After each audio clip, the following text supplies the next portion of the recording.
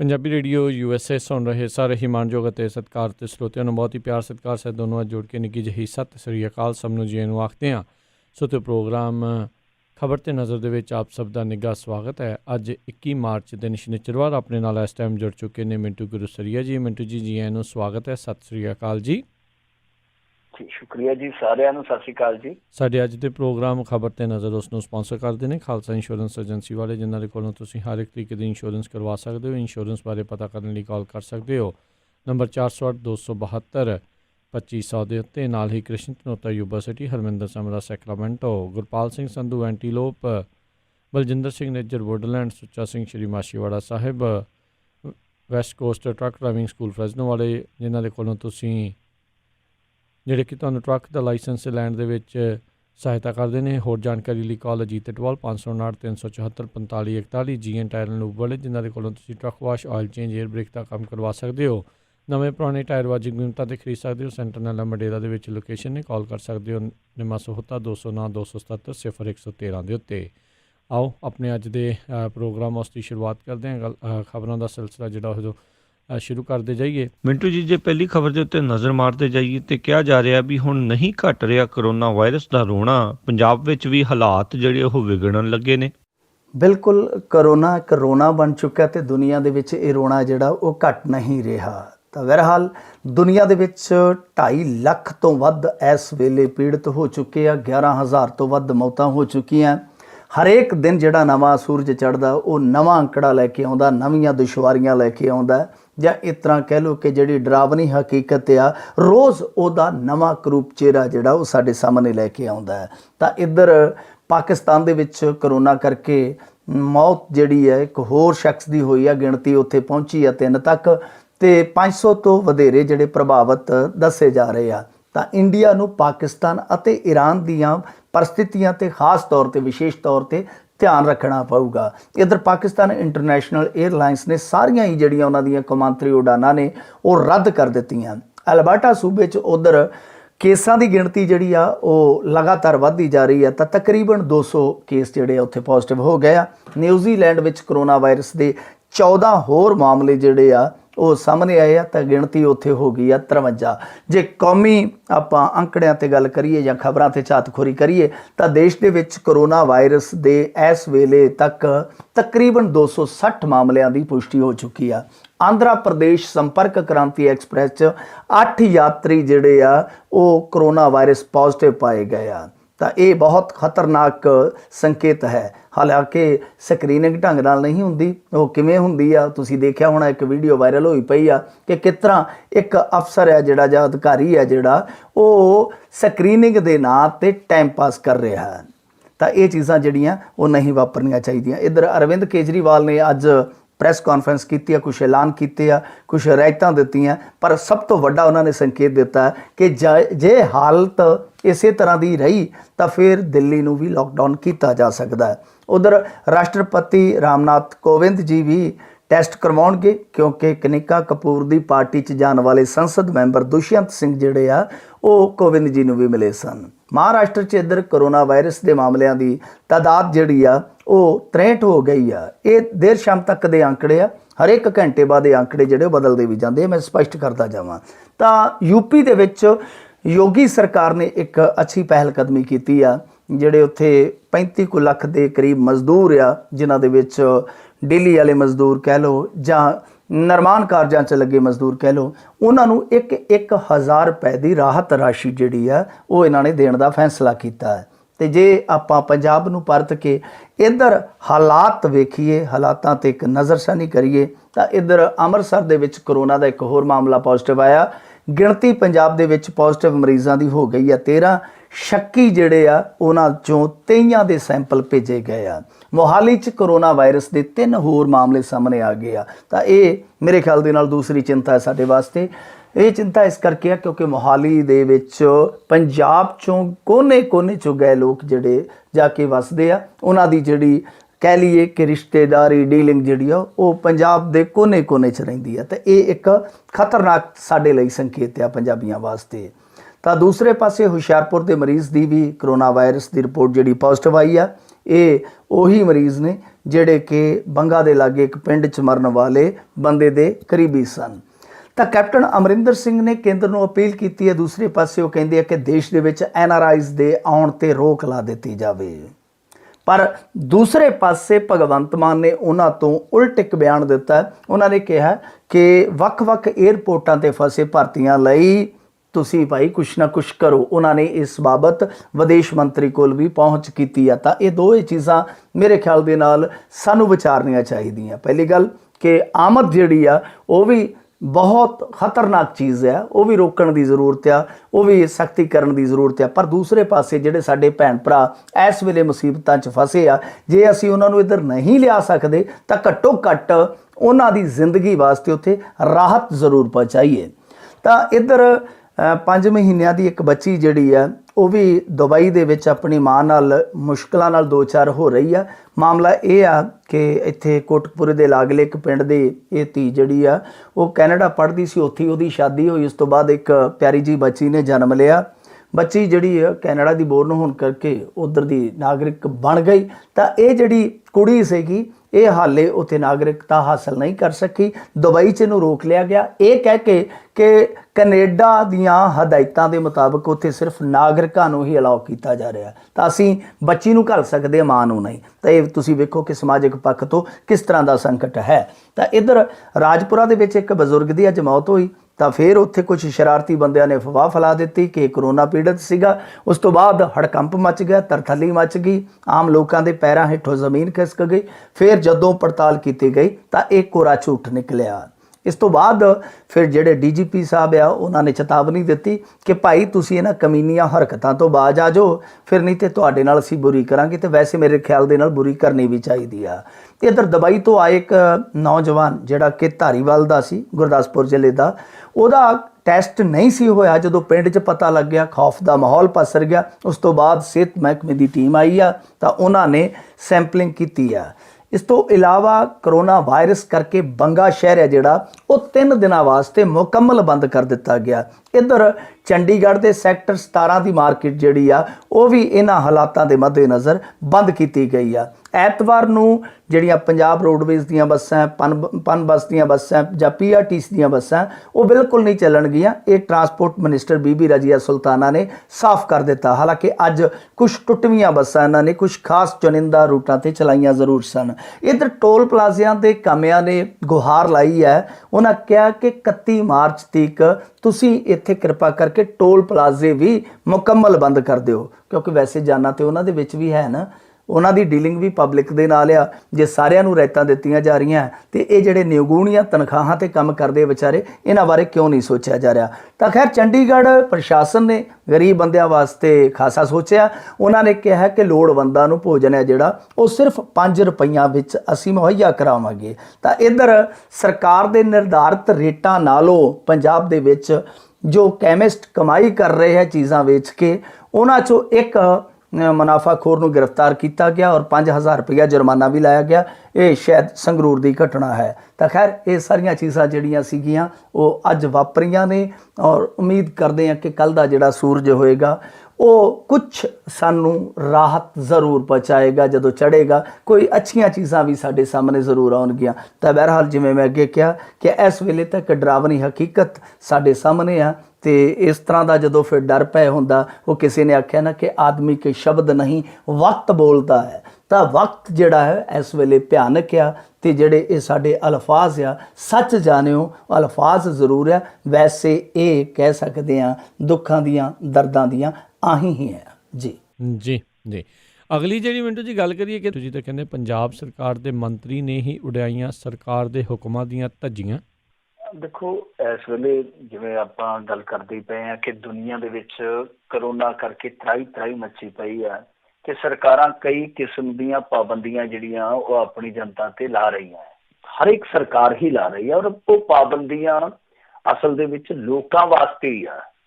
ਇਹ ਨਹੀਂ ਹੈ ਕਿ ਲੋਕਾਂ ਨੂੰ ਖਰਾਬ ਕਰਨ ਵਾਸਤੇ ਆ, ਲੋਕਾਂ ਦੀ ਭਲਾਈ ਵਾਸਤੇ ਹੀ ਆ। ਕਿਉਂਕਿ ਕਰੋਨਾ ਕਹਿੰਦੇ ਕਿ ਤੁਹਾਡੇ ਘਰੇ ਨਹੀਂ ਆਉਂਦਾ, ਤੁਸੀਂ ਉਹਨੂੰ ਲੈ ਕੇ ਆਉਂਦੇ ਹੋ। ਤਾਂ ਹੁਣ ਮਤਲਬ ਇਹ ਆ ਕਿ ਜਿਹੜੇ ਲੋਕ ਪਾਬੰਦੀਆਂ ਲਾਉਣ ਵਾਲੇ ਆ, ਜਿਨ੍ਹਾਂ ਦੇ ਮੋਢਿਆਂ ਤੇ ਇਹ ਜ਼ਿੰਮੇਵਾਰੀ ਆ ਕਿ ਲੋਕਾਂ ਨੂੰ ਰੋਕਣਾ ਆ, ਲੋਕਾਂ ਨੂੰ ਬਚਾਉਣਾ ਵਾ। ਜੇ ਉਹ ਹੀ ਉਹਨਾਂ ਜ਼ਿੰਮੇਵਾਰੀਆਂ ਦਾ ਨਿਰਵਾਹ ਨਾ ਕਰਨ ਤੇ ਫਿਰ ਬੜੀ ਸ਼ਰਮ ਵਾਲੀ ਗੱਲ ਆ।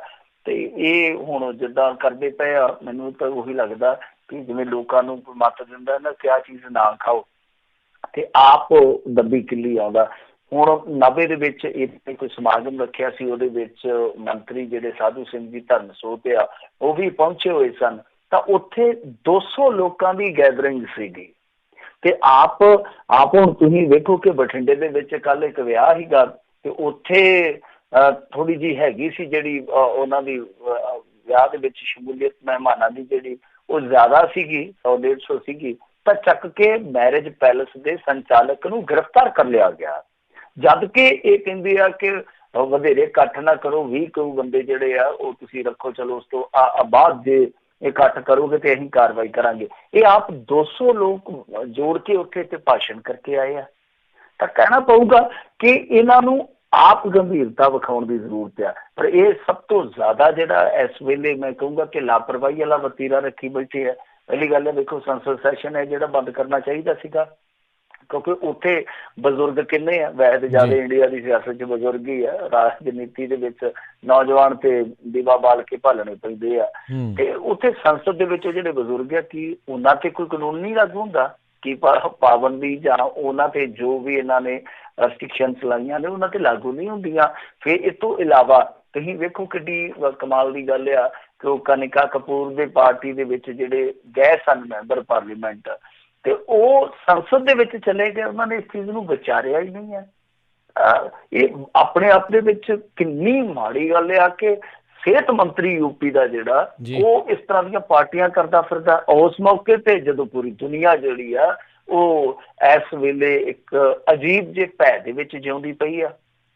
ਤਾਂ ਇਹ ਆਪ ਇੱਕ ਮਿਸਾਲ ਪੇਸ਼ ਕਰਨ ਤਾਂ ਕਿ ਲੋਕ ਇਹਨਾਂ ਦੇ ਕਾਇਦਿਆਂ ਨੂੰ ਫੋਲੋ ਕਰਨ। ਤੇ ਜੇ ਇਸ ਤਰ੍ਹਾਂ ਇਹ ਫੌੜਬਾਜ਼ੀ ਕਰਦੇ ਫਿਰਨਗੇ, ਜੇ ਇਸ ਤਰ੍ਹਾਂ ਇਹ ਵਿਖਾਵੇ ਕਰਦੇ ਫਿਰਨਗੇ, ਗੈਦਰਿੰਗ ਕਰਦੇ ਫਿਰਨਗੇ, ਤਾਂ ਲੋਕ ਫਿਰ ਦੁੱਗਣੇ ਅਸੂਲ ਕਾਇਦੇ ਤੋੜਨਗੇ। ਜੀ ਉੱਦਾਂ ਵੈਸੇ ਮਿੰਟੂ ਜੀ, ਇਹ ਕਨਿਕਾ ਕਪੂਰ ਵਾਲੀ ਗੱਲ ਦੇ ਉੱਤੇ ਕਿਸੇ ਨੇ ਟਿੱਪਣੀ ਤਾਂ ਕੀਤੀ ਹੈ ਜਿਹੜੀ ਵਿਚਾਰ ਵੀ ਮੰਗਦੀ ਹੈ। ਕਹਿੰਦੇ ਵੀ ਜੇ ਇਹਦੀ ਥਾਂ ਦੇ ਉੱਤੇ ਕੋਈ ਮੁਸਲਿਮ ਔਰਤ ਹੁੰਦੀ ਤਾਂ ਕਿਤੇ ਇਹਨਾਂ ਨੇ ਕਰੋਨਾ ਜਿਹਾਦ ਦਾ ਨਾਂ ਤਾਂ ਨਹੀਂ ਸੀ ਦੇ ਦੇਣਾ? ਹਾਂ, ਇਹ ਵੀ ਹੋ ਸਕਦਾ, ਕਿਉਂਕਿ ਇਸ ਤਰ੍ਹਾਂ ਦੀਆਂ ਚੀਜ਼ਾਂ ਹੈਗੀਆਂ। ਹੁਣ ਸ਼ਾਹੀਨ ਬਾਗ ਦੇ ਵਿੱਚ ਜਿਹੜੀਆਂ ਔਰਤਾਂ ਬੈਠੀਆਂ ਵਾ, ਤੇ ਉਹਨਾਂ ਤੇ ਇਹਨਾਂ ਨੇ ਬਹੁਤ ਰੌਲਾ ਪਹਿਲਾਂ ਹੀ ਪਾ ਲਿਆ ਕਿ ਇੱਥੇ ਇਸ ਤਰ੍ਹਾਂ ਹੋ ਸਕਦਾ, ਵੈਸਾ ਹੋ ਸਕਦਾ। ਉਸ ਤਰ੍ਹਾਂ ਕਹਿੰਦੇ ਆ ਕਿ ਸਸਪੈਕਟਡ ਕੁਛ ਸਾਹਮਣੇ ਵੀ ਆਏ ਆ। ਤੇ ਵੈਸੇ ਉਹਨਾਂ ਨੂੰ ਆਪਣੀ ਚਲੋ ਸਿਹਤ ਦਾ ਖਿਆਲ ਰੱਖਣਾ ਚਾਹੀਦਾ। ਮੈਂ ਤੇ ਇਹੀ ਉਮੀਦ ਵੀ ਕਰੂੰਗਾ ਕਿ ਉਹ ਆਉਣ ਵਾਲੇ ਦਿਨਾਂ 'ਚ ਇਸ ਚੀਜ਼ ਨੂੰ ਵਿਚਾਰਨਗੇ, ਤੇ ਅਪੀਲ ਵੀ ਕਰਾਂਗੇ ਕਿ ਬਚਣਾ ਵੀ ਚਾਹੀਦਾ। ਕਹਿਣ ਦਾ ਮਤਲਬ ਇਹ ਹੋ ਕਿ ਹੁਣ ਇਸ ਚੀਜ਼ ਨੂੰ ਵੈਸੇ ਰਾਜ ਕਰਨਵੀਰ ਸਿੰਘ ਜੀ ਇਹਨਾਂ ਚੀਜ਼ਾਂ ਨਾਲ ਨਹੀਂ ਜੋੜਿਆ ਜਾਣਾ ਚਾਹੀਦਾ। ਜੇ ਕੋਈ ਜੋੜਦਾ ਤਾਂ ਮੇਰੇ ਖਿਆਲ ਦੇ ਨਾਲ ਉਹ ਸਭ ਤੋਂ ਘਟੀਆ ਇਨਸਾਨ ਹੋਏਗਾ। ਹੁਣ ਇਹਨਾਂ ਚੀਜ਼ਾਂ ਨੂੰ ਛੱਡ ਦੇਣਾ ਚਾਹੀਦਾ ਰਲ ਮਿਲ ਕੇ। ਮੈਂ ਤਾਂ ਕਹਿੰਦਾ ਕਿ ਦੇਖੋ, ਇੱਕ ਮੌਕਾ ਐਸਾ ਆਇਆ ਕਿ ਜਦ ਤੁਸੀਂ ਆਪਣੀ ਜਿਹੜੀ ਤੁਹਾਡੇ ਤੋਂ ਵੱਡੀ ਪੀੜ੍ਹੀ ਹੈ, ਜਿਨ੍ਹਾਂ ਤੋਂ ਤੁਸੀਂ ਪਿੱਛੇ ਰਹਿ ਗਏ ਹੋ, ਮਤਲਬ ਕਿ ਜਿਨ੍ਹਾਂ ਨਾਲ ਟੁੱਟੇ ਪਏ ਹੋ, ਉਹਨਾਂ ਦੇ ਕੋਲ ਵੀ ਬੈਠਣ ਦਾ ਸਮਾਂ ਹੈ। ਇਹ ਹੁਣ ਜੁੜਨ ਦਾ ਸਮਾਂ, ਜੁੜ ਕੇ ਇਸ ਮੁਸੀਬਤ ਦਾ ਸਾਹਮਣਾ ਕਰਨ ਦਾ ਸਮਾਂ। ਸੋ ਜੇ ਇਸ ਤਰ੍ਹਾਂ ਦੀ ਕੋਈ ਸੋਚ ਰੱਖਦਾ, ਬਹੁਤ ਸਾਰੇ ਲੋਕ ਇੰਡੀਆ 'ਚ ਰੱਖਦੇ ਇਸ ਤਰ੍ਹਾਂ ਦੀ ਸੋਚ, ਤਾਂ ਉਹ ਬੜੀ ਸੋਚ ਮੈਂ ਕਹੂੰ ਮਨਹੂਸ, ਘਟੀਆ ਤੇ ਦਕਿਆਨੂਸੀ ਵਾਲੀ ਆ। ਜੀ ਅਗਲੀ ਜਿਹੜੀ ਮਿੰਟੂ ਜੀ ਗੱਲ ਕਰੀਏ, ਕਹਿੰਦੇ ਕੈਪਟਨ ਅਮਰਿੰਦਰ ਹੁਣਾਂ ਨੇ ਵਿੱਤੀ ਪੈਕੇਜ ਮੰਗਿਆ ਤੇ ਕੇਂਦਰ ਨੇ ਨਾ ਫੜਾਇਆ ਹੱਥ। ਦੇਖੋ, ਇਹਨਾਂ ਨੇ ਜਿਹੜਾ ਮੰਗਿਆ ਵਿੱਤੀ ਪੈਕੇਜ, ਮੈਨੂੰ ਨਹੀਂ ਲੱਗਦਾ ਗਲਤ ਮੰਗਿਆ, ਕਿਉਂਕਿ ਹੁਣ ਕੇਂਦਰ ਸਰਕਾਰ ਦਾ ਕੰਮ ਹੈ। ਤੁਸੀਂ ਦੇਖਿਆ ਹੋਣਾ ਕਿ ਸਾਰੇ, ਜੇ ਆਪਾਂ ਯੂਰਪੀ ਦੇਸ਼ ਵੇਖੀਏ ਜਿਹੜੇ ਮਾਰੇ ਇੱਥੇ ਆ, ਜਾਂ ਆਪਾਂ US ਨੂੰ ਦੇਖੀਏ, ਉਹ ਸਾਰੇ ਮੁਲਕ ਜਿਹੜੇ ਆ ਆਪਣੇ ਲੋਕਾਂ ਦੀ ਬੜੀ ਹੈਲਪ ਕਰਨ ਡਏ ਆ। ਮੈਂ ਪੜ੍ਹਦਾ ਪਿਆ ਸਰ, ਡੈਨਮਾਰਕ ਨੇ ਵੀ ਜਿਹੜਾ ਪੇਰੋਲ ਆ ਉਹਦਾ 75% ਸਬਸਿਡਾਈਜ਼ ਕਰ ਦਿੱਤਾ। ਨਿਊਯਾਰਕ ਟਾਈਮਸ ਦੀ ਮੈਂ ਰਿਪੋਰਟ ਪੜ੍ਹਦਾ ਪਿਆ ਸੀਗਾ। ਤਾਂ ਦੇਖੋ ਕਿੰਨਾ ਵੱਡਾ ਇੱਕ ਤਰ੍ਹਾਂ ਨਾਲ ਕਹੀਏ ਕਿ ਉਹਨਾਂ ਨੇ ਇਨੀਸ਼ੀਏਟਿਵ ਲਿਆ ਕਿ ਹਾਂ ਭਾਈ, ਇਹਨਾਂ ਦੀਆਂ ਤਨਖਾਹਾਂ ਨਹੀਂ ਰੁਕਣੀਆਂ ਚਾਹੀਦੀਆਂ, ਅਸੀਂ ਸਬਸਿਡਾਈਜ਼ ਕਰ ਦਿੰਦੇ ਹਾਂ ਤਨਖਾਹਾਂ ਨੂੰ। ਤੇ ਬਹੁਤ ਸਾਰੀਆਂ ਇਹੋ ਜਿਹੀਆਂ ਖਬਰਾਂ ਵੀ ਆ ਕਿ ਇਟਲੀ ਦੇ ਵਿੱਚ ਜੋ ਲੋਨ ਦੀਆਂ ਕਿਸ਼ਤਾਂ ਉਹ ਰੋਕ ਦਿੱਤੀਆਂ ਗਈਆਂ ਨੇ। ਹੋਰ ਬਹੁਤ ਕੁਛ ਹੋਇਆ। ਫਰਾਂਸ ਨੇ ਬਹੁਤ ਵੱਡਾ ਪੈਕੇਜ ਦਿੱਤਾ ਵਾ। ਤਾਂ ਲੋੜ ਹੈ ਸਰਕਾਰਾਂ ਨੂੰ ਅੱਗੇ ਆਉਣ ਦੀ, ਕਿਉਂਕਿ ਹੁਣ ਤੁਸੀਂ ਵੇਖੋ ਕਿ ਸਾਨੂੰ ਚਲੋ ਕੁਦਰਤ ਨੇ ਵੀ ਮੌਕਾ ਦਿੱਤਾ। ਯਕਦਮ ਕੱਚੇ ਤੇਲ ਦੀਆਂ ਕੀਮਤਾਂ ਘਟ ਗਈਆਂ, ਭਾਰਤ ਸਰਕਾਰ ਦੇ ਕੋਲ ਪੈਸਾ, ਬਹੁਤ ਸਾਰਾ ਪੈਸਾ ਯਕਦਮ ਹੀ ਹੱਥ 'ਚ ਆ ਗਿਆ। ਬਹੁਤ ਸਾਰੀ ਬਚਤ ਹੋ ਗਈ ਆ। ਤਾਂ ਉਹ ਪੈਸਾ ਲੋਕਾਂ ਦੇ ਵਾਸਤੇ ਹੀ ਜਾਣਾ ਚਾਹੀਦਾ ਨਾ, ਵੈਲਫੇਅਰ ਵਾਸਤੇ ਹੀ ਜਾਣਾ ਚਾਹੀਦਾ, ਲੋਕਾਂ ਦਾ ਪੈਸਾ ਹੀ ਆ। ਕਿਉਂਕਿ ਲੋਕਾਂ ਨੂੰ ਰਾਹਤ ਮਿਲਣੀ ਸੀ, ਤੁਸੀਂ ਨਹੀਂ ਦਿੱਤੀ, ਚਲੋ ਜਮ੍ਹਾਂ ਕਰ ਲਿਆ, ਹੁਣ ਕੱਢੋ ਪੈਸਾ, ਕੋਈ ਗੱਲ ਨਹੀਂ ਹੈ, ਥੋੜਾ ਥੋੜਾ ਸਟੇਟਾਂ ਨੂੰ ਦੇ ਦਿਓ ਉਹਨਾਂ ਦਾ ਹਿੱਸਾ। ਵੈਸੇ ਹੁਣ ਜੇ ਆਪਾਂ ਸਿਆਸੀ ਤੌਰ ਤੇ ਵਹਿੰਦੇ ਤਾਂ ਫਿਰ ਤੇ ਆਪਾਂ ਕਹਿਣਾ ਸੀ ਕੈਪਟਨ ਅਮਰਿੰਦਰ ਸਿੰਘ ਮੰਗਤਾ ਹੀ ਬਣਿਆ ਰਹਿੰਦਾ, ਪਰ ਇਹੋ ਜਿਹੇ ਹੰਗਾਮੀ ਹਾਲਾਤ ਦੇ ਵਿੱਚ ਤੁਹਾਡੇ ਕੋਲ ਪੈਸਾ ਹੋਣਾ ਲਾਜ਼ਮੀ ਹੈ। ਔਰ ਜੇ ਤੁਸੀਂ ਨਹੀਂ ਦੇਣਾ, ਦਫਾ ਕਰੋ, ਤਾਂ ਘੱਟੋ ਘੱਟ ਸਾਡਾ ਜਿਹੜਾ GST ਦਾ ਹਿੱਸਾ ਉਹ ਦਿਓ, ਪੇ ਕਰ ਦਿਓ। ਕਿਉਂਕਿ ਤੁਸੀਂ ਦੇਖਿਆ ਹੋਏਗਾ ਨਾ ਕਿ ਸਾਡਾ GST ਦਾ ਬਕਾਇਆ ਹਾਲੇ ਵੀ ਖਲੋਤਾ ਹੈ। ਦਸੰਬਰ ਤੱਕ ਦਾ ਮੇਰੇ ਖਿਆਲ ਦੇ ਨਾਲ 1400 ਕਰੋੜ ਸੀ, ਫਿਰ ਬਣਦਾ 2100 ਕਰੋੜ ਸੀ ਸਾਰੀ ਦਸੰਬਰ ਮਹੀਨੇ ਦਾ, ਤੇ ਉਹ ਇਹਨਾਂ ਨੇ 1400 ਦਿੱਤਾ ਹੈਗਾ, 700 ਕਰੋੜ ਉਹ ਬਕਾਇਆ ਪਿਆ ਸੀਗਾ। ਬਾਕੀ ਦੂਜਾ ਨਾਲ ਰਲ ਕੇ ਇਸ ਵੇਲੇ 4700 ਕਰੋੜ ਰੁਪਈਆ ਪੰਜਾਬ ਨੇ ਬਕਾਇਆ ਲੈਣਾ, ਆਪਣਾ ਹੱਕ ਲੈਣਾ, ਤਾਂ ਤੁਸੀਂ ਘੱਟੋ ਘੱਟ ਉਹ ਰਿਲੀਜ਼ ਕਰ ਦਿਓ ਸਾਨੂੰ। ਕਿਉਂਕਿ ਇਸ ਵੇਲੇ ਦੇਖੋ ਪੰਜਾਬ ਦੇ ਵਿੱਚ ਜਿਹੜਾ ਕੋਰੋਨਾ ਆ ਉਹ ਹੇਠਾਂ ਨੂੰ ਤੁਰ ਪਿਆ ਪਿੰਡਾਂ ਨੂੰ, ਤਾਂ ਜੇ ਸਾਡੇ ਪਿੰਡਾਂ ਨੂੰ ਤੁਰਦਾ ਤੇ ਬਹੁਤ ਵੱਡੀ ਮਾਰ ਆਏਗੀ, ਕਿਉਂਕਿ ਗਾਂ ਵਾਢੀ ਆਉਣੀ ਆ। ਸਾਡੇ ਲੋਕਾਂ ਨੇ ਤੇ ਭਾਈ ਖੇਤਾਂ 'ਚ ਨਿਕਲਣਾ ਆ, ਮੰਡੀਆਂ 'ਚ ਜਾਣਾ, ਅਸੀਂ ਤੇ ਗਰਕ ਜਾਵਾਂਗੇ। ਸੋ ਇਸ ਕਰਕੇ ਮੈਨੂੰ ਲੱਗਦਾ ਕਿ ਸਾਨੂੰ ਕੈਪਟਨ ਅਮਰਿੰਦਰ ਸਿੰਘ ਦੀ ਸਪੋਰਟ ਕਰਨੀ ਚਾਹੀਦੀ ਹੈ ਇਸ ਮਾਮਲੇ 'ਚ, ਕਿ ਭਾਈ ਪਹਿਲੀ ਗੱਲ ਤੇ ਸਾਨੂੰ ਵਿੱਤੀ ਪੈਕੇਜ ਦਿਓ, ਅਦਰਵਾਈਜ਼ ਨਹੀਂ ਤਾਂ ਸਾਡਾ ਹੱਕ ਇੱਥੇ ਰੱਖ। ਜੀ ਜੀ, ਬਿਲਕੁਲ ਬਿਲਕੁਲ। ਅਗਲੀ ਜਿਹੜੀ ਮਿੰਟੂ ਜੀ ਗੱਲ ਕਰਦੇ, ਕਹਿੰਦੇ ਖੁਸ਼ਹਾਲੀ ਦੇ ਮਾਮਲੇ ਦੇ ਵਿੱਚ ਭਾਰਤ ਹੋਰ ਵੀ ਪਛੜਿਆ। ਦੇਖੋ ਗੱਲ ਇਹ ਆ ਕਿ ਹੁਣ ਜਿੱਦਾਂ ਖੁਸ਼ੀ ਆ ਉਹ ਕਿੱਥੋਂ ਨਿਕਲਦੀ ਆ? ਖੁਸ਼ੀ ਤੇ ਸੰਤੁਸ਼ਟੀ ਚੋਂ ਨਿਕਲਣੀ ਹੈ ਨਾ ਜੀ। ਬੜੀ ਜ਼ਾਰਾ ਜੀ ਗੱਲ ਆ ਕਿ ਜੇ ਸਾਡੇ ਘਰ ਦੇ ਵਿੱਚ ਮਾਹੌਲ ਠੀਕ ਨਹੀਂ ਹੈ ਤੇ ਅਸੀਂ ਬਾਹਰ ਜਾ ਕੇ ਕੀ ਕਰਾਂਗੇ? ਉਹ ਬਹੁਤ ਮਹਾਨ ਲੋਕ ਹੁੰਦੇ ਆ ਜਿਹੜੇ ਦੁੱਖ ਦਰਦ ਸਹਿ ਕੇ, ਚਾਰਲੀ ਚੈਂਪਲਿਨ ਵਰਗੇ ਸਟੇਜ ਤੇ ਆ ਕੇ ਇੱਕ ਅਜੀਬ ਜਲਾਅ ਦੇ ਨਾਲ ਐਕਟਿੰਗ ਕਰਦੇ ਤੇ ਲੋਕਾਂ ਨੂੰ ਹਸਾ ਜਾਂਦੇ ਆ। ਉਹ ਮਹਾਨ ਲੋਕ ਹੁੰਦੇ ਆ। ਪਰ ਸਧਾਰਨ ਬੰਦਾ ਤੇ ਉਦੋਂ ਹੀ ਹੱਸਦਾ ਹੈ ਨਾ, ਮੁਸਕਰਾਹਟ ਉਦੋਂ ਹੀ ਆਉਂਦੀ ਆ, ਸੰਤੁਸ਼ਟੀ ਉਦੋਂ ਹੀ ਆਉਂਦੀ ਆ, ਪ੍ਰਸੰਨਤਾ ਹੀ ਉਦੋਂ ਆਉਂਦੀ ਆ ਜਦੋਂ ਬੰਦੇ ਦੀ ਜੇਬ ਵਧੀਆ ਹੋਵੇ, ਘਰ ਦਾ ਮਾਹੌਲ ਵਧੀਆ ਹੋਵੇ, ਔਰ ਤੁਹਾਡੇ ਕੋਲ ਸੋਸ਼ਲ ਸਿਕਿਉਰਿਟੀ ਹੋਵੇ। ਸੋ ਇਹ ਚੀਜ਼ਾਂ ਇਹਦੇ ਨਾਲ ਜੋੜਦੀਆਂ। ਹੈਪੀਨੈਸ ਇੱਕ ਇੰਡੈਕਸ ਆ ਵਰਲਡ ਦਾ, ਜਿਹੜਾ ਦੱਸਦਾ ਹੈ ਕਿ ਕਿਸ ਦੇਸ਼ ਦੇ ਵਿੱਚ ਖੁਸ਼ਹਾਲੀ ਜ਼ਿਆਦੀ ਹੈ। ਤਾਂ ਫਿਨਲੈਂਡ ਲਗਾਤਾਰ ਤੀਜੀ ਵਾਰ ਜਿਹੜਾ ਖੁਸ਼ਹਾਲ ਦੇਸ਼ ਬਣਿਆ ਦੁਨੀਆ ਦਾ। ਫਿਨਲੈਂਡ ਦਾ ਤੁਸੀਂ ਦੇਖਿਆ ਹੀ ਆ ਸਮਾਜਿਕ ਢਾਂਚਾ ਜਿਸ ਤਰ੍ਹਾਂ ਦਾ, ਔਰ ਜਿਸ ਤਰ੍ਹਾਂ ਦੀ ਉਹ ਗਵਰਨੈਂਸ ਦਿੰਦੇ ਨੇ, ਉਹ ਕਮਾਲ ਆ, ਦੁਨੀਆ ਦੇ ਵਿੱਚ ਨਜ਼ੀਰ ਹੈ। ਮੈਂ ਅਪੀਲ ਕਰੂੰਗਾ ਕਿ ਉਹਨਾਂ ਦੇ ਢਾਂਚੇ ਬਾਰੇ, ਉਹਨਾਂ ਦੇ ਲੋਕਾਂ ਬਾਰੇ, ਉਹਨਾਂ ਦੀਆਂ ਪਾਲਿਸੀਆਂ ਬਾਰੇ ਜ਼ਰੂਰ ਪੜ੍ਹਿਓ ਕਿਤੇ। ਫਿਨਲੈਂਡ, ਨਾਰਵੇ, ਇਹ ਐਸੇ ਦੇਸ਼ ਆ, ਬਹੁਤ ਕੁਝ ਤੁਹਾਨੂੰ ਸਿੱਖਣ ਨੂੰ ਮਿਲੇਗਾ। ਪਤਾ ਲੱਗੇਗਾ ਕਿ ਭਾਰਤ ਸਰਕਾਰ ਜਾਂ ਸਾਡੀਆਂ ਹੋਰ ਇਸ ਤਰ੍ਹਾਂ ਦੀਆਂ ਸਰਕਾਰਾਂ, ਉਹਨਾਂ ਦੀਆਂ ਪਾਲਿਸੀਆਂ ਕਿੱਥੇ ਖਲੋਤੀਆਂ, ਅਸੀਂ ਕਿੱਥੇ ਖਲੋਤੇ ਹਾਂ। ਤਾਂ ਬਹਰਹਾਲ ਭਾਰਤ ਜਿਹੜਾ ਉਹ ਪਿਛਲੇ ਸਾਲ ਦੇ ਮੁਕਾਬਲੇ 4 ਪੌਡੇ ਹੋਰ ਹੇਠਾਂ ਉਤਰ ਗਿਆ। ਮਸਲਨ ਕਿ ਪਾਕਿਸਤਾਨ ਜਾਂ ਇਹੋ ਜਿਹੇ ਹੋਰ ਦੇਸ਼ ਆ ਜਿਹੜੇ, ਉਹਨਾਂ ਤੋਂ ਵੀ ਪਛੜ ਗਿਆ ਸਾਡਾ। ਜੇ ਇੰਡੀਆ, ਮਹਾਨ ਇੰਡੀਆ ਦੀ ਗੱਲ ਕਰੀਏ, 156 ਦੇਸ਼ ਸਨ ਤੇ ਇਹਦੇ ਵਿੱਚ ਸਾਡਾ ਜਿਹੜਾ ਮਹਾਨ ਭਾਰਤ ਆ ਉਹ 144ਵੇਂ ਨੰਬਰ ਤੇ ਆ, ਯਾਨੀ 4 ਪੌਡੇ ਹੇਠਾਂ। ਤੇ ਇਹ ਸੋਚਣ ਵਾਲੀ ਗੱਲ ਹੈ, ਕੋਈ ਇੰਡੈਕਸ ਹੈ, ਸਧਾਰਨ ਗੱਲ ਨਹੀਂ ਹੈ। ਇਹਦੇ ਵਿੱਚ ਮੈਂ ਜਿਵੇਂ ਤੁਹਾਨੂੰ ਕਿਹਾ ਕਿ ਤੁਹਾਡੇ ਲੋਕਾਂ ਦੀ ਖੁਸ਼ਹਾਲੀ ਜੁੜੀ ਹੋਈ ਹੈ। ਪਤਾ ਲੱਗਦਾ ਕਿ ਸਾਡੇ ਲੋਕਾਂ ਦੀ ਸੰਤੁਸ਼ਟੀ, ਸਾਡੇ ਲੋਕਾਂ ਦੀ ਖੁਸ਼ਹਾਲੀ, ਸਿਕਿਉਰਿਟੀ ਕਿੰਨੀ ਕੁ ਆ। ਤਾਂ ਇਹ ਜਿਹੜਾ ਇੰਡੈਕਸ ਆ ਉਹ ਮੈਂ ਜਿਵੇਂ ਅੱਗੇ ਗੱਲ ਕਰਕੇ ਆਇਆ, ਇਹ ਤਾਂ ਹੀ ਵਧੀਆ ਹੋ ਸਕਦਾ ਭਾਰਤ ਦੇ ਲਿਹਾਜ਼ ਨਾਲ ਜੇ ਦੇਖੀਏ ਕਿ ਜੇ ਇੱਥੋਂ ਦੇ ਲੋਕਾਂ ਦੀ ਸੰਤੁਸ਼ਟੀ ਤੇ ਸਿਕਿਉਰਿਟੀ ਹੋਊਗੀ। ਤਾਂ ਬਹਰਹਾਲ ਕੁਛ ਵੀ ਹੈ, ਅੱਜ ਦੇ ਦੌਰ ਦੇ ਵਿੱਚ ਇਹਨਾਂ ਇੰਡੈਕਸ ਦਾ ਮੇਰੇ ਖਿਆਲ ਦੇ ਨਾਲ ਉਹਨਾਂ ਮਹੱਤਵ ਨਹੀਂ ਜਿੰਨਾ ਪਿਛਲੇ ਸਾਲ ਹੁੰਦਾ ਜਾਂ ਕਰੋਨਾ ਨਾ ਹੋਣ ਤੋਂ ਬਾਅਦ ਹੁੰਦਾ। ਤਾਂ ਬਹਰਹਾਲ ਜੋ ਖਬਰ ਹੈ ਉਹ ਇੱਕ ਸਿਰਫ ਸਿੰਪਲ ਜੀ ਖਬਰ ਬਣ ਕੇ ਰਹਿ ਗਈ ਹੈ, ਪਰ ਇਸ ਖਬਰ ਦੇ ਵਿੱਚ ਅਸਲ ਸਾਡਾ ਦੁਖਾਂਤ ਲੁਕਿਆ ਹੋਇਆ ਕਿ ਸਾਡੀ ਬਹੁਤ ਵੱਡੀ ਵਸੋਂ ਜਿਹੜੀ ਆ ਉਹ ਜ਼ਿੰਦਗੀ ਖੁਸ਼ਹਾਲੀ ਨਾਲ ਨਹੀਂ, ਬਦਹਾਲੀ ਨਾਲ ਕੱਟ ਰਹੀ ਆ, ਕੱਟ ਨਹੀਂ ਰਹੀ, ਜਾਂ ਕਹਿ ਲਓ ਕਿ ਜ਼ਿੰਦਗੀ ਢੋ ਰਹੀ ਹੈ। ਕਿਉਂਕਿ ਇੱਕ ਹੁੰਦੀ ਹੈ ਜ਼ਿੰਦਗੀ ਜੀਣੀ, ਇੱਕ ਜ਼ਿੰਦਗੀ ਹੁੰਦੀ ਹੈ ਢੋਣੀ। ਇਹ ਬਹੁਤ ਵੱਡੀ ਵਸੋਂ ਜ਼ਿੰਦਗੀ ਢੋ ਰਹੀ ਹੈ, ਜੀ ਨਹੀਂ ਰਹੀ। ਜੀ ਜੀ ਜੀ। ਅਗਲੀ ਜਿਹੜੀ ਆਪਾਂ ਗੱਲ ਕਰਦੇ ਜਾਈਏ ਮਿੰਟੂ ਜੀ, ਤਾਂ ਕਹਿੰਦੇ ਨੀਲੇ ਕਾਰਡਾਂ ਨੂੰ ਲੈ ਕੇ ਮੰਤਰੀ ਅਤੇ ਵਿਧਾਇਕ ਆਮੋ ਸਾਹਮਣੇ। ਬਸ ਇਹਨਾਂ ਦਾ ਇਹੀ ਹਾਲ ਆ ਕਿ ਇਹਨਾਂ ਦਿਨਾਂ ਦੇ ਵਿੱਚ ਮੈਂ ਕਹਿੰਦਾ ਕਿ ਸਾਰਾ ਕੁਝ ਤੁਹਾਨੂੰ ਬੰਦ ਕਰਨਾ ਚਾਹੀਦਾ, ਆਪੋ ਆਪਣੇ ਇਲਾਕੇ ਦੇ ਵਿੱਚ ਉਤਰਨਾ ਚਾਹੀਦਾ, ਨਿਤਰਨਾ ਚਾਹੀਦਾ। ਇਹਨਾਂ ਦੇ ਮੰਤਰੀ ਨੇ ਤੇ ਜਿਹੜੇ ਸਿਹਤ ਮੰਤਰੀ ਹੈ ਖਾਸ ਤੌਰ ਤੇ, ਉਹਨਾਂ ਨੇ ਲਾ ਦਿੱਤਾ ਬੋਰਡ, ਕਹਿੰਦੇ ਕਿ ਨੋ ਪਬਲਿਕ ਡੀਲਿੰਗ, ਨੋ ਪਬਲਿਕ ਡੀਲਿੰਗ। ਅੰਗਰੇਜ਼ੀ ਚ ਅੱਗੇ ਲਿਖਿਆ ਉਹਨਾਂ ਨੇ ਅੰਟਿਲ ਪਤਾ ਨਹੀਂ 31 ਮਾਰਚ, ਇੱਦਾਂ ਕਰਕੇ ਘਰ ਦੇ ਮੁਰੇ। ਤੇ ਲੋਕ ਕਿੱਥੇ ਜਾਣਗੇ? ਸਿਹਤ ਵਿਵਸਥਾ ਤੇ ਉਹਨਾਂ ਨੇ ਚਲਾਉਣੀ ਹੈ ਤੇ ਉਹ ਪਬਲਿਕ ਡੀਲਿੰਗ ਤੋਂ ਹੀ ਭੱਜ ਰਹੇ ਆ। ਹਾਲਾਂਕਿ ਠੀਕ ਹੈ ਰਿਸਕ ਸਭ ਨੂੰ ਆ, ਮੰਤਰੀ ਜੀ ਜਾਂ ਜਿਹੜੇ ਹੋਰ ਰਾਜਨੀਤਿਕ ਲੋਕ ਆ ਉਹਨਾਂ ਦੇ ਟੱਬਰਾਂ ਨੂੰ ਉਹਨਾਂ ਦੀਆਂ ਜ਼ਰੂਰਤਾਂ ਨੇ, ਲੋੜਾਂ ਨੇ, ਤੇ ਸਦਾ ਉਹ ਜਿਉਂਦੇ ਰਹਿਣ, ਵਸਦੇ ਰਹਿਣ, ਦੁਆ ਵੀ ਆ। ਪਰ ਗੱਲ ਇਹ ਆ ਕਿ ਜੇ ਮੰਨ ਲਓ ਸਾਡੇ ਨੁਮਾਇੰਦੇ ਜਾਂ ਕਹਿ ਲਈਏ ਹੁਣ ਪੁਲਿਸ ਵਾਲੇ ਕਹਿਣ ਕਿ ਅਸੀਂ ਤਾਂ ਚੱਲੇ ਭਾਈ, ਸਾਥੋਂ ਨਹੀਂ ਸਮਝਦੀ ਇਹ ਵਿਵਸਥਾ, ਡਾਕਟਰ ਕਹਿ ਦੇਣ ਅਸੀਂ ਕੀ ਲੈਣਾ ਭਾਈ, ਤਨਖਾਹ ਕੋਈ ਨਹੀਂ, ਦਫਾ ਕਰੋ, ਜੇ ਜਿਉਂਦੇ ਰਹੇ ਤੇ ਫੇਰ ਨੌਕਰੀਆਂ ਮਿਲ ਜਾਣਗੀਆਂ, ਕਿਸੇ ਹੋਰ ਮੁਲਕ 'ਚ ਜਾ ਕੇ ਕਰ ਲਵਾਂਗੇ, ਤਾਂ ਕੀ ਅਸੀਂ ਉਹਨਾਂ ਨੂੰ ਕਹਾਂਗੇ ਕਿ ਤੁਸੀਂ ਠੀਕ ਕਰ ਰਹੇ ਹੋ? ਤਾਂ ਕਹਿਣ ਦਾ ਮਤਲਬ ਇਹ ਹੋਇਆ ਕਿ ਇਹ ਐਸਾ ਸਮਾਂ ਹੈ ਜਦੋਂ ਸਾਡੇ ਰਾਜਨੀਤਿਕਵਾਨ ਲੋਕ ਆ ਜਿਹੜੇ, ਉਹਨਾਂ ਨੂੰ ਦ੍ਰਿੜਤਾ ਵਿਖਾਉਣ ਦੀ ਜ਼ਰੂਰਤ ਹੈ, ਇੱਛਾ ਸ਼ਕਤੀ ਵਿਖਾਉਣ ਦੀ ਜ਼ਰੂਰਤ ਆ, ਉਹਨਾਂ ਨੂੰ ਏਕਤਾ ਵਿਖਾਉਣ ਦੀ ਜ਼ਰੂਰਤ ਆ, ਉਹਨਾਂ ਨੂੰ ਆਪਸੀ ਭਾਈਚਾਰਾ ਵਿਖਾਉਣ ਦੀ ਜ਼ਰੂਰਤ ਆ ਕਿ ਲੋਕੋ ਅਸੀਂ ਤੁਹਾਡੇ ਨਾਲ ਖਲੋਤੇ, ਘਬਰਾਓ ਨਾ, ਕੋਈ ਵੀ ਦਿੱਕਤ ਆਈ, ਪਰੇਸ਼ਾਨੀ ਆਈ, ਵਿਧਾਇਕ ਆਪੋ ਆਪਣੇ ਹਲਕੇ 'ਚ ਜਾ ਕੇ ਲੋਕਾਂ ਨੂੰ ਭਰੋਸਾ ਦੇਵੇ ਕਿ ਭਾਈ ਮੈਂ ਇੱਥੇ ਕੋਈ ਗਲਤ ਕੰਮ ਨਹੀਂ ਚੱਲਣ ਦੇਵਾਂਗਾ, ਮੈਂ ਇੱਥੇ ਜਮਾਖੋਰੀ ਨਹੀਂ ਹੋਣ ਦੇਵਾਂਗਾ, ਤੁਹਾਨੂੰ ਕਿਸੇ ਪ੍ਰਕਾਰ ਦੀ ਕੋਈ ਦਿੱਕਤ ਆਈ ਤਾਂ ਮੈਂ ਤੁਹਾਡੇ ਨਾਲ ਖਲੋਤਾ ਹੋਵਾਂਗਾ, ਤਾਂ ਲੋਕਾਂ ਨੂੰ ਯਕੀਨ ਵੱਜੇਗਾ, ਲੋਕਾਂ 'ਚ ਅਫਰਾ ਤਫਰੀ ਨਹੀਂ ਮਚੇਗੀ।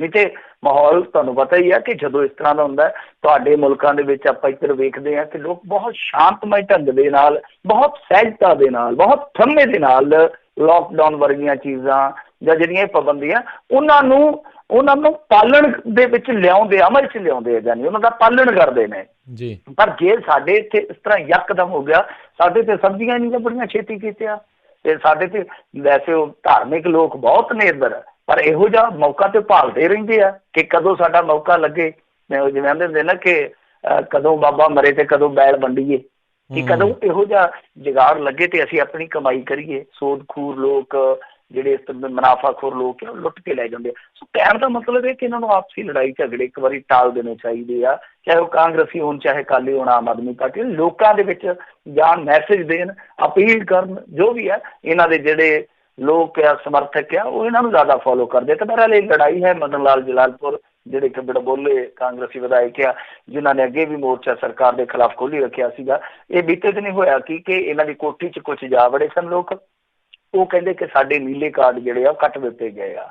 ਤਾਂ ਹੁਣ ਇਹਨਾਂ ਨੇ ਰੌਲਾ ਪਾਇਆ, ਕਹਿੰਦੇ ਕਿ ਦੇਖੋ ਅਕਾਲੀ ਸਰਕਾਰ ਵੇਲੇ ਇੰਨੇ ਕਾਰਡ ਬਣੇ ਸਨ, ਤਕਰੀਬਨ ਆਪਾਂ ਦੇਖੇ ਸੀ ਨਾ, ਉਦੋਂ ਸਾਰੇ ਪੰਜਾਬ ਦੇ ਕਾਰਡ ਬਣ ਗਏ ਸਨ, ਤੇ ਇਹ ਕਹਿੰਦੇ ਕਿ ਹੁਣ ਸਾਡੀ ਸਰਕਾਰ ਨੇ ਕੱਟ ਦਿੱਤੇ ਆ, ਦੇਖਿਓ ਸਾਨੂੰ ਰਗੜਾ ਕਿਸ ਤਰ੍ਹਾਂ ਲੱਗਦਾ। ਤੇ ਹੁਣ ਭਾਰਤ ਭੂਸ਼ਣ ਆਸ਼ੂ ਪੈ ਗਏ, ਕਹਿੰਦੇ ਕਿ ਇਹਦੀ ਤੇ ਆਦਤ ਹੀ ਆ ਬੋਲਣ ਦੀ, ਜੇ ਕੋਈ ਇਸ ਤਰ੍ਹਾਂ ਦਾ ਹੈ ਮਾਮਲਾ ਤੇ ਅਧਿਕਾਰੀਆਂ ਨਾਲ ਗੱਲ ਕਰਨ। ਉਹ ਕਹਿੰਦੇ ਆ ਕਿ ਵੈਰੀਫਿਕੇਸ਼ਨ ਹੋਈ ਆ ਬਾਕਾਇਦਾ, ਤੇ ਫਿਰ ਉਸ ਤੋਂ ਬਾਅਦ ਇਹ ਕਾਰਡ ਜਿਹੜੇ ਆ ਉਹ ਕੱਟੇ ਗਏ। ਪਰ ਮੇਰੇ ਖਿਆਲ ਦੇ ਨਾਲ ਵੈਰੀਫਿਕੇਸ਼ਨ ਜ਼ਰੂਰ ਆਸ਼ੂ ਜੀ ਦੀ ਹੋਈ ਆ, ਠੀਕ ਆ। ਬਹੁਤ ਸਾਰੇ ਲੋਕ ਜਿਹੜੇ ਆ ਸਰਦੇ ਪੁੱਜਦੇ ਉਹ ਲਾਭ ਲੈ ਰਹੇ ਸਨ, ਉਹਨਾਂ ਦੀ ਚਲੋ ਕਟੌਤੀ ਹੋ ਗਈ ਆ ਤੇ ਠੀਕ ਆ ਲਿਸਟ ਦੇ ਵਿੱਚੋਂ, ਬਟ ਬਹੁਤ ਸਾਰੇ ਲੋੜਵੰਦ ਲੋਕ ਜਿਹੜੇ ਅਸਲੀ ਲੋੜਵੰਦ ਆ ਉਹਨਾਂ ਦੇ ਨਾਂ ਵੀ ਕੱਟੇ ਗਏ ਆ। ਉਹ ਕਿਵੇਂ ਹੋਇਆ? ਟੈਕਨੀਕਲਿਟੀ ਦੇ ਬਿਹਾਵ ਤੇ ਹੋਇਆ ਜਾਂ ਕੋਈ ਸਿਆਸੀ ਰੰਜਿਸ਼ ਕਰਕੇ ਹੋਇਆ, ਇਹ ਜਾਣਦੇ ਆ। ਪਰ ਮੈਂ ਫਿਰ ਅਪੀਲ ਕਰੂੰਗਾ ਕਿ ਇਹ ਸਮਾਂ ਲੜਨ ਦਾ ਨਹੀਂ, ਇਹ ਸਮਾਂ ਆਪਸੀ ਇਤਫਾਕ ਦਿਖਾਉਣ ਦਾ। ਇਤਫਾਕ ਹੈ ਨਾ ਜਿਹੜਾ, ਉਹ ਬਹੁਤ ਵੱਡੀਆਂ ਵੱਡੀਆਂ ਮੁਸੀਬਤਾਂ ਨੂੰ ਢਹਿ ਢੇਰੀ ਕਰ ਦਿੰਦਾ ਹੈ।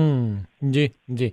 ਅਗਲੀ ਜਿਹੜੀ ਮਿੰਟੂ ਜੀ ਗੱਲ ਕਰਦੇ ਜਾਈਏ ਤੇ ਕਹਿੰਦੇ ਪੰਜਾਬ ਦੇ ਕਿਸਾਨਾਂ ਦਾ ਝੋਨੇ ਵੇਲੇ ਕੇਂਦਰ ਦੇ ਨਾਲ ਉਲਝਣਾ ਤੈਅ। ਦੇਖੋ ਰਾਜੇਵਾਲ ਸਾਹਿਬ ਗਏ ਸਨ, ਜਿਹੜੇ ਹੈਗੇ ਆ ਨਾ ਆਪਣੇ ਕੇਂਦਰੀ ਖੁਰਾਕ ਮੰਤਰੀ ਰਾਮ ਵਿਲਾਸ ਪਾਸਵਾਨ ਜੀ, ਇਹਨਾਂ ਦੇ ਨਾਲ ਮੁਲਾਕਾਤ ਕਰਕੇ ਆਏ ਆ। ਕਾਫੀ ਲੰਮੀ ਚੌੜੀ ਮੁਲਾਕਾਤ ਹੋਈ ਹੈ। ਉਸ ਤੋਂ ਬਾਅਦ ਉਹਨਾਂ ਨੇ ਕਿਹਾ ਕਿ ਦੇਖੋ ਕਣਕ ਤੇ ਚੁੱਕ ਲੈਣਗੇ, ਕਣਕ ਤੇ ਐਤਕੀ ਚੁੱਕਣਗੇ, ਬਟ ਜਿਹੜਾ ਝੋਨੇ ਦਾ ਆਗਾਮੀ ਸੀਜ਼ਨ ਹੋਊਗਾ ਉੱਥੇ ਟਾਕਰਾ ਤੁਹਾਡਾ ਹੋਣਾ ਤੈਅ ਆ। ਕਿਉਂ? ਕਿਉਂਕਿ ਇਹ ਮੰਡੀਕਰਨ ਢਾਂਚਾ ਜਿਹੜਾ ਉਹ ਪ੍ਰਾਈਵੇਟ ਹੱਥਾਂ 'ਚ ਦੇਣ ਜਾ ਰਹੇ ਆ। ਤਾਂ ਪੰਜਾਬ ਦੀਆਂ ਜਿਹੜੀਆਂ 1800 ਤੋਂ ਵੱਧ ਮੰਡੀਆਂ ਉਹਨਾਂ ਦਾ ਜਿਹੜਾ 20,000 ਕਰੋੜ ਦਾ ਤਕਰੀਬਨ ਢਾਂਚਾ ਉਹ ਤਹਿਸ ਨਹਿਸ ਹੋ ਜਾਏਗਾ। ਤਾਂ ਇਹਨਾਂ ਨੇ ਇਹ ਸਿੱਟਾ ਜਿਹੜਾ ਉਹ ਖੁਰਾਕ ਮੰਤਰੀ ਦੇ ਨਾਲ ਮੁਲਾਕਾਤ ਕਰਨ ਤੋਂ ਬਾਅਦ ਕੱਢ ਕੇ ਸਾਡੇ ਸਾਹਮਣੇ ਰੱਖਿਆ। ਸਾਡੇ ਕਿਸਾਨਾਂ ਨੂੰ ਹੁਣ ਥੋੜ੍ਹੀ ਜਿਹੀ ਚਿੰਤਾ ਕਰ ਲੈਣੀ ਚਾਹੀਦੀ ਆ। ਆਪਾਂ ਅੱਗੇ ਵੀ ਗੱਲ ਕਰ ਚੁੱਕੇ ਹਾਂ ਕਿ MSP ਨੂੰ ਤੋੜ ਸਕਦੇ ਆ, ਮੰਡੀਕਰਨ ਢਾਂਚਾ ਜਿਹੜਾ ਉਹ ਤਹਿਸ ਨਹਿਸ ਕਰ ਸਕਦੇ ਆ, ਕਿਉਂਕਿ ਇਹਨਾਂ ਦਾ ਜਿਹੜਾ ਹੈਗਾ ਖੇਤੀ ਲਾਗਤ ਅਤੇ ਕਮਿਸ਼ਨ ਮੁੱਲ ਜਿਹੜਾ ਉਹਨੇ ਪਹਿਲਾਂ ਹੀ ਕਹਿ ਦਿੱਤਾ ਸੀਗਾ। ਤਾਂ ਉਹ ਖੇਤੀ ਲਾਗਤ ਅਤੇ ਮੁੱਲ ਕਮਿਸ਼ਨ, ਵੈਸੇ ਮੈਂ ਥੋੜਾ ਵਿੱਚੋਂ ਸਕਿਪ ਕਰ ਗਿਆ, ਤਾਂ ਉਹਨੇ ਅੱਗੇ ਸਿਫਾਰਿਸ਼ ਕੀਤੀ ਹੋਈ ਹੈ ਕਿ ਇਸ ਤਰ੍ਹਾਂ ਕਰ ਦੇਣਾ ਚਾਹੀਦਾ। ਔਰ ਜੇ ਇਸ ਤਰ੍ਹਾਂ ਕੀਤਾ ਜਾਂਦਾ ਹੈ ਤਾਂ ਦੇਖੋ ਫਰਕ ਕਿੱਥੇ ਪੈ ਗਿਆ। ਮੈਂ ਤੁਹਾਨੂੰ ਸੰਖੇਪ 'ਚ ਦੱਸ ਦਿੰਦਾ ਕਿ ਸਾਡੀ ਇੱਥੇ ਨਾ ਕਮਾਈ ਹੁੰਦੀ ਹੈ ਤਕਰੀਬਨ 8.5% ਸਰਕਾਰ ਨੂੰ, ਤਕਰੀਬਨ 4500 ਕਰੋੜ ਰੁਪਏ ਦੀ ਆਮਦਨ ਹੁੰਦੀ ਹੈ ਜਦੋਂ ਇਸ ਤਰ੍ਹਾਂ ਸੀਜ਼ਨਲੀ ਫਸਲਾਂ ਜਿਹੜੀਆਂ ਵੇਚੀਆਂ ਜਾਂਦੀਆਂ। ਔਰ 2.5% ਜਿਹੜਾ ਆੜ੍ਹਤੀਆਂ ਦਾ ਕਮਿਸ਼ਨ ਵੱਖਰਾ ਆਉਂਦਾ ਹੈ, ਉਹ ਵੀ ਸਾਡੇ ਪੰਜਾਬ 'ਚ ਹੀ ਆਉਂਦਾ ਨਾ, ਆੜ੍ਹਤੀਏ ਸਾਡੇ ਪੰਜਾਬ ਦੇ, ਸਾਡੇ ਬਾਜ਼ਾਰ 'ਚ ਪੈਸਾ ਆਉਂਦਾ, ਤਾਂ ਤੁਸੀਂ ਮੰਨ ਕੇ ਚੱਲੋ ਕਿ ਕਿੰਨਾ ਵੱਡਾ ਇੱਕੋ ਝਟਕਾ ਜਿਹੜਾ ਉਹ ਸਰਕਾਰ ਨੂੰ ਲੱਗੇਗਾ। ਤੇ ਦੂਜੀ ਗੱਲ ਇਹ ਹੈ ਕਿ ਜੇ ਪ੍ਰਾਈਵੇਟ ਕੰਪਨੀਆਂ ਆਉਣਗੀਆਂ ਉਹ ਕਿੰਨਾ ਮਾਲ ਖਰੀਦਦੀਆਂ ਕਿੰਨਾ ਛੱਡਦੀਆਂ, ਇਹ ਵੀ ਇੱਕ ਸਵਾਲ ਰਹੇਗਾ, ਕਿਉਂਕਿ ਇਹਨਾਂ ਦੀ ਜਿਹੜੀ ਖੇਤੀ ਲਾਗਤ ਅਤੇ ਮੁੱਲ ਕਮਿਸ਼ਨ ਦੀ ਸਿਫਾਰਿਸ਼ ਉਹ ਇਹ ਕਹਿੰਦੀ ਆ ਕਿ ਲੋੜ ਅਨੁਸਾਰ ਖਰੀਦ ਲਓ, ਬਾਕੀ ਕਿਸਾਨ ਦਾ ਮਾਲ ਜਿਹੜਾ ਉਹ ਖੁੱਲੀ ਮੰਡੀ ਦੇ ਹਵਾਲੇ ਕਰ ਦਿਓ ਜਿਸ ਰੇਟ ਤੇ ਜਾਂਦਾ ਜਾਵੇ। ਤਾਂ ਉੱਥੇ ਬਹੁਤ ਵੱਡਾ ਨੁਕਸਾਨ ਪੰਜਾਬ ਅਤੇ ਹਰਿਆਣਾ ਦੇ ਕਿਸਾਨ ਦਾ ਹੋਏਗਾ, ਕਿਉਂਕਿ ਇਹਨਾਂ ਨੂੰ ਹੀ ਇੱਕ ਮਿੱਥਿਆ MSP ਮਿਲਦਾ। ਦੂਜੀ ਗੱਲ ਇਹ ਕਹਿੰਦੇ ਜੀ ਜਿਹੜੀ ਫਸਲੀ ਵਿਭਿੰਨਤਾ ਹੈ ਜਿਹੜੀ ਉਹਨੂੰ ਇਹ ਚੀਜ਼ਾਂ ਪ੍ਰਭਾਵਿਤ ਕਰਦੀਆਂ। ਤੇ ਮੈਂ ਇਹਨਾਂ ਨੂੰ ਦੱਸ ਦੇਣਾ ਚਾਹੁੰਦਾ, ਸਭ ਨੂੰ ਇਹ ਗੱਲ ਸਮਝ ਵੀ ਲੈਣੀ ਚਾਹੀਦੀ ਆ ਕਿ ਜੇ ਫਸਲਾਂ ਦਾ ਮਿੱਥ ਕੇ ਭਾਅ ਦੂਸਰੀਆਂ ਦਾ ਦੇਣ, ਪੰਜਾਬ ਦੇ ਵਿੱਚ ਕਿਹੜੀ ਫਸਲ ਨਹੀਂ ਹੁੰਦੀ। ਸਰੋਂ ਦਾ ਭਾਅ ਦਿੰਦੇ 4700, ਪਰ ਵਿਕਦੀ ਕੀ ਹੈ 2500 ਨੂੰ। ਸੂਰਜਮੁਖੀ ਦਾ ਦੇ ਦਿੰਦੇ ਆ 5300 ਨੂੰ, ਵਿਕਦਾ ਉਹ 2000 ਨੂੰ ਵੀ ਨਹੀਂ ਹੈ ਕਈ ਵਾਰ। ਤਾਂ ਇਹ ਚੀਜ਼ਾਂ, ਮੱਕੀ ਹੈ ਜਿਹੜੀ ਉਹ ਮੇਰੇ ਖਿਆਲ ਦੇ ਨਾਲ 1400 ਤੇ ਰਹਿ ਗਈ ਸੀਗੀ। ਤਾਂ ਇਹ ਵੱਜਵੇਂ ਰੇਟ ਦੇਣ ਸਾਨੂੰ, ਕਣਕ ਝੋਨਾ ਮੇਰੇ ਖਿਆਲ ਦੇ ਨਾਲ ਫਸਲੀ ਚੱਕਰ ਛੱਡਣ 'ਚ ਕੋਈ ਨੁਕਸਾਨ ਨਹੀਂ ਹੈ। ਅਸੀਂ ਤੇ ਆਪਦਾ ਪਾਣੀ ਬਚਾਈਏ, ਅਸੀਂ ਤੇ ਆਪਣੀ ਹੋਂਦ ਬਚਾਈਏ, ਅਸੀਂ ਤਾਂ ਰਾਜੇ ਹਾਂ। ਜੇ ਕੱਲ ਨੂੰ ਪਾਣੀ ਦਾ ਸੰਕਟ ਆਉਂਦਾ ਇੰਡੀਆ ਤੇ, ਤਾਂ ਅਸੀਂ ਤਾਂ ਬਾਦਸ਼ਾਹ ਹਾਂ। ਸਾਨੂੰ ਕੀ ਜ਼ਰੂਰਤ ਹੈ ਧੱਕੇ ਖਾਣ ਦੀ, ਆਪਣਾ ਪੰਜਾਬ ਚੂਸਣ ਦੀ। ਸੋ ਇਸ ਕਰਕੇ ਜੇ ਇਹ ਮੰਨ ਲਓ ਡਾਇਵਰਸਿਫਿਕੇਸ਼ਨ ਨੂੰ ਵਾਕਿਆ ਹੀ ਪ੍ਰਾਥਮਿਕਤਾ ਦਿੰਦੇ ਆ, ਪਹਿਲ ਦਿੰਦੇ ਆ, ਤਾਂ ਫਿਰ ਵੱਜਵਾਂ ਰੇਟ ਦੇਣ, ਤਾਂ ਸਾਡੇ ਕਿਸਾਨ ਜਿਹੜੇ ਆ ਉਹ ਦੂਸਰੇ ਪਾਸੇ ਹੋ ਜਾਣਗੇ। ਜੀ ਜੀ ਜੀ ਬਿਲਕੁਲ। ਤੇ ਮਿੰਟੂ ਜੀ ਬਹੁਤ ਬਹੁਤ ਤੁਹਾਡਾ ਧੰਨਵਾਦ ਕਰਦੇ ਹਾਂ, ਤੁਸੀਂ ਸਾਡੇ ਨਾਲ ਜੁੜੇ, ਇਹਨਾਂ ਖਬਰਾਂ ਬਾਰੇ ਤੁਸੀਂ ਜਾਣਕਾਰੀ ਦਿੱਤੀਆਂ। ਅਗਲੀ ਵਾਰ ਤੱਕ ਲਈ ਬੜੀ ਮਿਹਰਬਾਨੀ, ਪਿਆਰ ਭਰੀ ਸਤਿ ਸ੍ਰੀ ਅਕਾਲ ਜੀ। ਸਤਿ ਸ੍ਰੀ ਅਕਾਲ ਜੀ। ਜੀ ਤੇ ਸਰੋਤਿਓ, ਇੱਥੇ ਹੀ ਸਾਡਾ ਅੱਜ ਦਾ ਇਹ ਪ੍ਰੋਗਰਾਮ ਸਮਾਪਤ ਹੈ। ਮਿਲਦੇ ਹਾਂ ਅਗਲੀ ਵਾਰ, ਉਦੋਂ ਤੱਕ ਲਈ ਮੇਰੇ ਵੱਲੋਂ ਵੀ ਤੁਹਾਨੂੰ ਸਾਰਿਆਂ ਨੂੰ ਪਿਆਰ ਸਤਿਕਾਰ ਸਤਿ ਸ੍ਰੀ ਅਕਾਲ। ਜਿਉਂਦੇ ਵਾਸਤੇ ਰਹੋ, ਹੱਸਦੇ ਖੇਲਦੇ ਰਹੋ, ਸੁਣਦੇ ਰਹੋ ਪੰਜਾਬੀ ਰੇਡੀਓ USA।